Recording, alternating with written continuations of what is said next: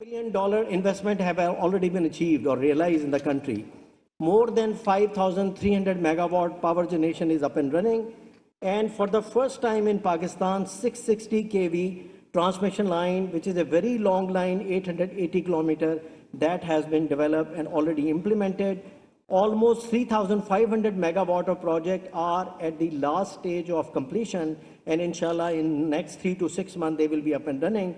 And also important to mention that close to 4,000 megawatt are in the planning stage, and they are going to be implemented in phase 2. But now the focus is going to be on environmentally friendly projects, and there are a number of hydel projects which are in the advanced stage of finalization. So in the first phase, which we have completed, basically there were 3 areas. Energy and power, that's why we have so much power generation in the country. Then the other one is the infrastructure, and the third one is the development of Gwadar port. Because that is where from Xinjiang all the way to Gwadar, the trade will take place, and from there we are inshallah going to having the connectivity with Middle East, with Europe, Africa, and rest of the world. As regards the infrastructure was concerned, 1,800 kilometers of new motorways, highways, and urban mass transit has been completed, and I'm talking about the Orange Line in Lahore. 820 kilometers of optical fiber has already been laid. That is from Xinjiang all the way, not Xinjiang, from Punjab Pass all the way to Rawalpindi. Then in Gwadar, an international airport is under advanced stage of construction. This is $230 million project, and almost 30% it has been completed. And we are very confident in inshallah first or second quarter of next year, it will be up and running.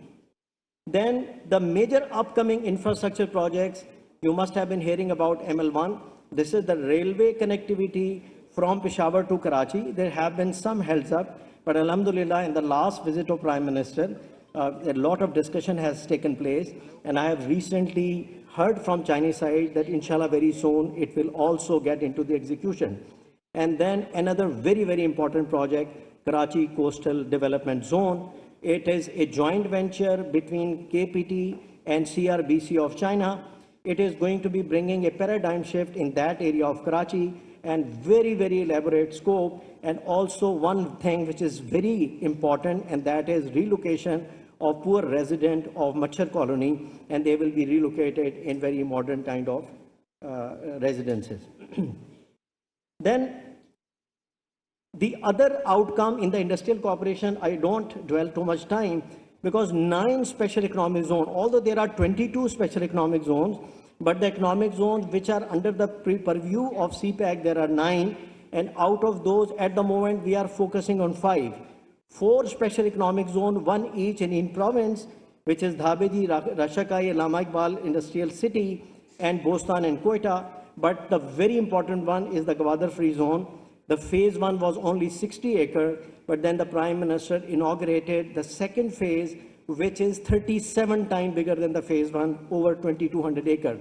And that is after receiving so much interest from the Chinese investors who are contemplating to relocate their industry in Gwadar, so that they should be able to start exporting from there, and that is in line with our requirement as well. And also, using this opportunity, I would like to alleviate this perception that CPEC is only China-centric. It is not. Because even right now, there are investors from USA, from Germany, from UK, from Canada, Netherlands, and of course, number of SMEs type of investors, and there are close to 18 and 19 who have already invested in Allama Iqbal zone. And we have the opportunity to bring them to Islamabad to meet Prime Minister, and over $1 billion investment has already been realized. So the message I wanted to leave with these participants, that CPEC is open to all the investors from all over the world. Many investors come and visit my office, and their starting question is that create opportunity for our investors also. And I would always tell them that who told you that CPEC is only for China? And as I said, that even from Chinese perspective, it is the regional connectivity, and that's the reason we keep on telling them. And I would like to announce here that we are trying to have an international conference in Islamabad You will be given the invitation also, and the idea is to disseminate exactly what CPEC is all about, what kind of fiscal incentives are there, what are the status of readiness of special economic zone where such investments could be made.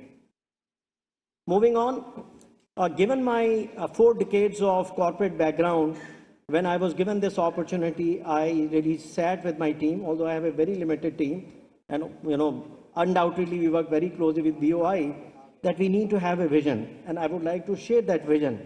And this vision really reflects what this country needs, and it reads as follows: accelerate socio-economic development of Pakistan by bringing industrial, technological, agriculture revolution through Chinese investment and transfer of technology. So there are 3 fundamental pillars of this vision. And with that vision, we have developed the strategy to develop it and take it into the execution. What it will do? 3 things: import substitution, export orientation, and creating so much employment opportunities. And they are going to be in a variety of sectors. And the passion with which I am trying to really develop all those concepts or ideas into the execution, that inshallah we would like to make Pakistan a manufacturing hub. And that manufacturing hub will not only alleviate so much imports which Pakistan is making for virtually everything, but inshallah it will become an export country. How we are going to be doing that? We will fully leverage our linkages with government entities, and this is the last 4 decades develop huge interconnection and also friendship with the state-owned enterprises of China, the financial institution, embassy of China in Pakistan, and also the Consul General in Karachi, the SOEs, etc. So we will fully leverage all those connectivity to really realize this dream. Now, so what really needs to be done? That CPEC, when you sit in CPEC authority, I don't know how many of you know that there are already 147 Chinese companies operating in Pakistan. So when they come and really talk to us, obviously they have sets of issues, and our job is to really facilitate them and coordinate their effort from the various ministries and alleviate them. And thrice they have come to Prime Minister to thank them that now most of their issues have been resolved. But inshallah it will become an export country. How we are going to be doing that? We will fully leverage our linkages with government entities, and this is the last 4 decades develop huge interconnection and also friendship with the state-owned enterprises of China, the financial institution, embassy of China in Pakistan, and also the Consul General in Karachi, the SOEs, etc. So we will fully leverage all those connectivity to really realize this dream. Now, so what really needs to be done? That CPEC, when you sit in CPEC authority, I don't know how many of you know that there are already 147 Chinese companies operating in Pakistan.